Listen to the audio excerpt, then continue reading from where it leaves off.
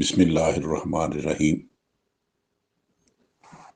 آج 16 نومبر ہے، سنہ 2022، اور آج دن ہے بدھ کا۔ میں ہوں محمد طفیل شاد۔ ہمارا موضوع جو ہے عورت کا مقام قرآن کریم کی روشنی میں، وہ جاری و ساری ہے۔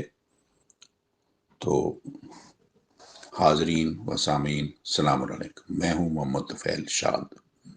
اس سے پچھلا جو ایپیسوڈ تھا وہ ہم نے سورہ النساء کی 122 آیت پہ اختتام کیا تھا۔ آج وہاں سے ہی اس کو شروع کرتے ہیں۔ بسم اللہ الرحمن الرحیم۔ والذین آمنوا وعملوا الصالحات سندخلهم جنات تجری من تحتها الانہار خالدین فیہا ابدا وعد اللہ حقا ومن اصدق من اللہ قیلا۔ تو اس کا مفہوم، اور جو لوگ اللہ تعالیٰ کے نازل کردہ ضابطہ ربوبیت پر ایمان لائیں اور معاشرہ کی اصلاح کے کام کریں تو ضرور ہم داخل کریں گے ان کو ایسے باغوں میں کہ چلتی ہوں گی ان کی سطح میں نہریں، اور وہ ان میں ہمیشہ رہیں گے۔ یہ وعدہ ہے اللہ کا حق کا سچا، اور غور کرو کہ بات کرنے کی روح سے اللہ سے بڑھ کر کون سچا ہے؟ کوئی نہیں۔ آج کے ایپیسوڈ میں جو آگے موضوع جن کو ہم ٹچ کریں گے وہ ہیں کہ جھوٹی امیدیں دلانے سے جنت میسر نہیں آتی، نہ دنیوی نہ اخروی۔ پھر آگے ہم یہ بیان کریں گے کہ اعمال صالحہ کے ساتھ ساتھ مومن ہونے کی شرط کیوں ہے۔ پھر کیا ملت ابراہیم دین الہی سے الگ ہے؟ یعنی ملت ابراہیمی دین الہی سے الگ ہے۔ پھر بیان کریں گے قرآن کریم کی روح سے عورت کا صحیح مقام۔ تو پھر آخر میں آیت مجیدہ کا تعلق پیچھے آیت نمبر 3 کے ساتھ۔ تو پھر یہ بیان ہوگا کہ بیوہ عورتیں بھی یتیموں کی فہرست میں شامل ہیں۔ تو اس آیت کے بعد اس سلسلہ درس کے سیاق کلام میں آپ شیطان کے یہ الفاظ ملاحظہ فرما چکے ہیں کہ والا امن ینہم 4/119، میں انہیں ضرور امیدیں دلاؤں گا۔ اور امیدیں دلانے کی غرض بھی آپ دیکھ چکے ہیں، ان کے مال بٹورنا۔ لَأَتَّخِذَنَّ مِنْ عِبَادِكَ نَصِيبًا مَفْرُوضًا 4/118۔ امیدیں دلا کر مال وصول کرنے کی ایک مثال وہ ملاحظہ فرمائیں۔ میونسپل کمیٹی مسئول چنگی کی صورت میں عوام کے مالوں سے ایک حصہ یہ امید دلا کر وصول کرتی ہے کہ تمہاری گلیوں بازاروں کی صفائی رکھی جائے گی، روشنی اور آب رسانی کی ذمہ داری لی جائے گی، تو نالیوں کے پانی اور بارش کے پانی کا نکاس کا باقاعدہ انتظام کیا جائے گا۔ اور حالت یہ ہے کہ یہ گئی گزری کمیٹیاں 100% نہیں تو 50% وعدے ضرور پوری کرتی ہیں، اور جس حد تک ان کے وعدے کا ایفا میں کمی ہوتی ہے اسی حد تک عوام کمیٹی کے ارباب و بست سے شکایت کرتے ہیں۔ اس حد تک عوام کمیٹی کے ارباب و بست و کشاد سے شکایت کرتے رہتے ہیں کہ فلاں بازار خراب ہے، فلاں گلی ٹوٹی ہوئی ہے، اور اس کے جواب میں صدر بلدیہ کی طرف سے یہ اشتہار کبھی نہیں دیا جاتا کہ یہ گلی اور بازار اس لیے خستہ حالت میں ہے کہ ان کے متعلق اللہ کی مرضی ہی ایسی ہے، لہذا اس کی رضا پر راضی رہو اور شکایت نہ کرو۔ لیکن اس کے برعکس ذمہ دار بیچارے پیر صاحب کا مقررہ حصہ بھی ادا کرتے ہیں، اور ایسا بھی ہوتا ہے کہ مویشی مر جاتے ہیں، فصلیں خراب ہو جاتی ہیں، پکی پکائی پر اولے پڑ جاتے ہیں، لیکن مرید بیچارے کو اتنی جرت نہیں ہوتی کہ جو شکایت کر سکے کہ حضرت صاحب ایسا کیوں ہوا ہے۔ اول تو وہ خود ہی یہ کہہ کر خاموش ہو جاتا ہے کہ اللہ کی رضا ہی یوں ہی تھی۔ اگر وہ شکایت کرنے کی جرت کر بھی لے تو پیر صاحب کہہ دیتے ہیں کہ اللہ کی مرضی ہی ایسی تھی، اس رضا پر راضی رہو۔ پھر اس کے جواب میں اس زبوں حال مرید کو یہ جرت نہیں ہوتی کہ یہ کہے جناب اگر اللہ کی مرضی، اس کی رضا اور اس کے قانون پر ہی ہر چیز موقوف ہے تو آپ ہم سے ایک جنس اور مال مویشی سے حصہ کیوں وصول کرتے ہیں؟ ہمیں تحفظ کی غلط اور جھوٹی امیدیں کیوں دے رکھی ہیں اور ہم سے نظر نیازیں کیوں وصول کی جاتی ہیں؟ قیامت کے متعلق بھی پیر صاحبان نے اپنے مریدوں کو غلط امیدیں بندائی ہوتی ہیں کہ مرید اپنے پیر کا دامن تھام کر جنت میں چلے جائیں گے۔ پنجابی میں کہا جاتا ہے مرید پیر دا لڑ پکڑ کے پار ہو جان گے۔ ایسی ہی غلط اور جھوٹی امیدوں کا نظریہ اہل کتاب یہود و نصارہ میں بھی چل رہا ہے۔ چنانچہ اس سلسلہ درس کی اگلی آیت مجیدہ میں کہا گیا ہے کہ نہ تمہارے پیروں کی طرف سے بندائی گئی تمہاری امیدوں کو کوئی قیمت ہے، نہ اہل کتاب کے پیروں پادریوں کی طرف سے بندائی گئی ان امیدوں کی کوئی وقت ہے، بلکہ قیامت کی عدالت عالیہ میں برے عمل کی سزا ضرور دی جائے گی۔ تو اس سلسلے میں 4/123 میں اللہ تعالیٰ یہ فرماتے ہیں لیسا بے امانیکم ولا امانی اہل الکتاب من یعمل سوءا یجزا بہ ولا یجد لہ من دون اللہ ولی ولا نصیر۔ ایمان والو حصول جنت نہ تمہاری امیدوں پر منحصر ہے، نہ اہل کتاب کی امیدوں پر، بلکہ ہمارا اٹل قانون یہ ہے کہ جو کوئی برے عمل کرے گا اسے بلا توبہ و اصلاح معاف نہیں کیا جائے گا، اس کی سزا اسے دی جائے گی، اور اس کے ٹھہرائے ہوئے اولیاء کارساز مددگار اس کے کوئی کام نہیں آئیں گے۔ وہ اپنے لیے اللہ کے سوا کوئی نہ کارساز پائے گا نہ مددگار۔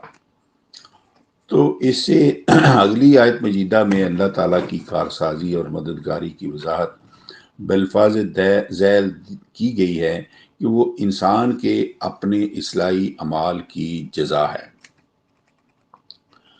تو اس سلسلے میں اللہ تعالیٰ یہ فرماتے ہیں 4/124 میں کہ وَمَن يَعْمَلْ مِنَ الصَّالِحَاتِ مِن ذَكَرٍ أَوْ أُنثَىٰ وَهُوَ مُؤْمِنٌ فَأُولَٰئِكَ يَدْخُلُونَ الْجَنَّةَ وَلَا يُظْلَمُونَ نَقِيرًا۔ اور جو کوئی عمل کرے اصلاح والے جن سے معاشرہ میں اصلاح ہوتی چلی جائے، خواہ وہ مرد ہو یا عورت، اور وہ مومن ہو یعنی اللہ کے نازل کردہ ضابطۂ ربوبیت پر ایمان رکھتا ہو، تو ایسے لوگ دنیا اور آخرت میں جنت متوازن معاشرہ میں داخل ہوں گے، اور ان پر کھجور کی گٹھلی کے شگاف کے برابر یعنی معمولی سا ظلم بھی نہیں کیا جائے گا۔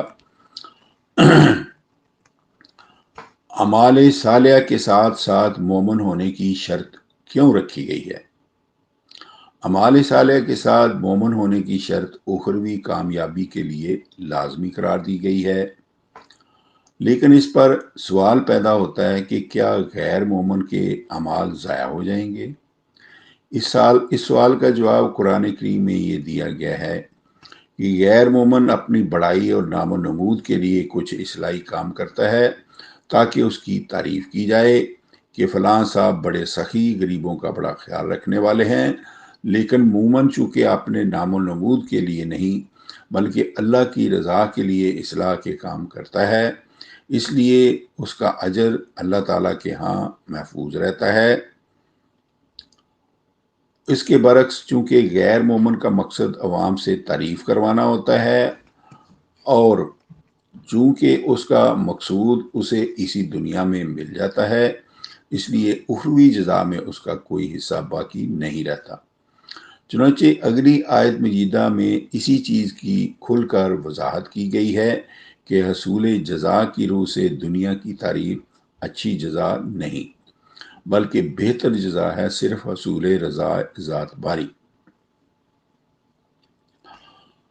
تو اس سلسلے میں 4/125 میں اللہ تعالیٰ نے فرمایا ہے کہ ومن احسن دینا ممن اسلم وجہہ للہ وہو محسن واتبع ملت ابراہیم حنیفا واتخذ اللہ ابراہیم خلیلا۔ اور اعمال کی جزا کی روح سے اس سے بہتر کون ہو سکتا ہے جس نے اپنے چہرے یعنی اپنی رضا کو اللہ تعالیٰ کا فرمانبردار کر دیا ہو، اور وہ ہو معاشرے میں توازن قائم کرنے والا، یعنی وہ اس ابراہیم کے طریقے کی پیروی کرے جو ہر دین باطل سے کٹ کر دین حق کی طرف جھکنے والا تھا۔ حقیقت یہ ہے کہ اللہ تعالیٰ نے ابراہیم کو اس کے دین حق پسندی کی بدولت اپنا دوست بنا لیا تھا۔ اس میں جو الفاظ آئے ہیں، دین کا معنی ہے بدلہ اور جزا بھی ہے، جیسے یوم الدین۔ یوم الدین کا معنی ہے بدلے اور جزا کا دن، یہ 1/3 میں آیا ہے۔ تو دوسرا لفظ اس میں آیا ہے محسنن، یہ مادہ ہے سین نون احسان سے اسم فاعل ہے۔ اس مادہ کا معنی ہے توازن قائم کرنا۔ ہر چیز کا حسن اس کے اجزاء کے تناسب و توازن سے ہی قائم رہتا ہے، اس لیے آیت بالا میں محسن کا معنی معاشرے میں توازن قائم کرنے والا صحیح ہے۔ تیسرا پوائنٹ ہے واتبع ملت ابراہیم حنیفا۔ اس میں ابتدائی واو جو ہے وہ تفسیری ہے کہ ابراہیم کا طریقہ معاشرے میں حسن پیدا کرنا ہی تھا، اس کے سوا کوئی اور نہیں تھا۔ اچھا، پھر اس میں لفظ آیا حنیفہ، یہ ہے نون فے سے مشتق ہے، جس کا بنیادی معنی ہے ایک طرف کو جھکنا، کٹ جانا۔ قرآن مجید میں یہ لفظ خالصاً دین حق کی طرف جھکنے کے لیے آیا ہے۔ مخلصین لہ الدین حنفاء، یہ 98/5 میں آیا ہے۔ خالص کرنے والے واسطے اللہ کے دین اس کے کو، اور اللہ کے دین کی طرف جھکنے والے ہر دین باطل سے کٹ کر۔ اب کیا ملت ابراہیم دین الہی سے الگ ہے؟ مذہبی دنیا میں دین، مذہب اور ملت 3 چیزیں الگ الگ شمار ہوتی ہیں، یعنی دین اللہ کا، مذہب امام ابو حنیفہ کا، اور ملت حضرت ابراہیم حنیف کی۔ لیکن قرآن کریم میں مذہب کا تو ذکر ہی موجود نہیں، یہ غیر قرآنی لفظ ہے۔ البتہ دین اور ملت ابراہیم کے الفاظ قرآن کریم میں موجود ہیں، اور یہ ایک ہی چیز کے 2 نام ہیں۔ اللہ تعالیٰ نے 6/161 6/161 میں فرمایا ہے قل اننی ہدانی ربی الی صراط مستقیم دینا قیما ملت ابراہیم حنیفہ۔ کہہ دیجئے گا اے رسول کہ مجھے میرے رب نے صراط مستقیم کی رہنمائی فرما دی ہے، اور وہی جو دین قیم یعنی ملت ابراہیم حنیف ہے۔ دیکھیے یہاں صراط مستقیم کا بدل آیا ہے دین قیم، اور اس کا بدل بعد میں بدل آیا ہے ملت ابراہیم حنیف، جس سے بالوضاحت ثابت ہوا کہ اللہ کے دین ہی کا ایک نام ہے ملت ابراہیم، یعنی وہی دین کہ حضرت ابراہیم بھی اس کے پیروکار اور متبع تھے۔ سلسلہ درس کی آیت زیر بحث میں سامعین کرام اخیر پر آیا ہے واتخذ اللہ ابراہیم خلیلا۔ اللہ نے ابراہیم کو اپنا دوست بنایا تھا، کیوں؟ جناب خلیل کے متعدد کارناموں میں سے ایک عظیم کارنامہ نظام ربوبیت کے قیام کے لیے بیت اللہ شریف کے اس مرکزی نظام کو پھر سے قائم کرنا تھا جسے سابقہ انبیاء کے بعد والوں نے ضائع کر دیا تھا۔ اسی مرکزی نظام کے قیام کے بدلے اللہ تعالیٰ نے آپ کو اپنا دوست اور لوگوں کا امام قرار دیا۔ انی جائلوں کا لنا سے امامہ 2/124 2/124۔ اگلی آیت مجیدہ میں اعلان کیا گیا ہے کہ معاشرے کے بالادست لوگ جن نعمتوں پر غاصبانہ قبضہ کر کے عوام کو ان کی ضروریات زندگی سے محروم کر دیتے ہیں، وہ سب کی سب چیزیں اللہ کی ملکیت ہیں اور پوری کی پوری نوع انسانی کا ان پر مساویانہ حق مسلم ہے۔ اس سلسلے میں اللہ تعالیٰ نے فرمایا ہے 4/126 4/126 میں وَلِلَّهِ مَا فِي السَّمَاوَاتِ وَمَا فِي الْأَرْضِ وَكَانَ اللَّهُ بِكُلِّ شَيْءٍ مُحِيطًا۔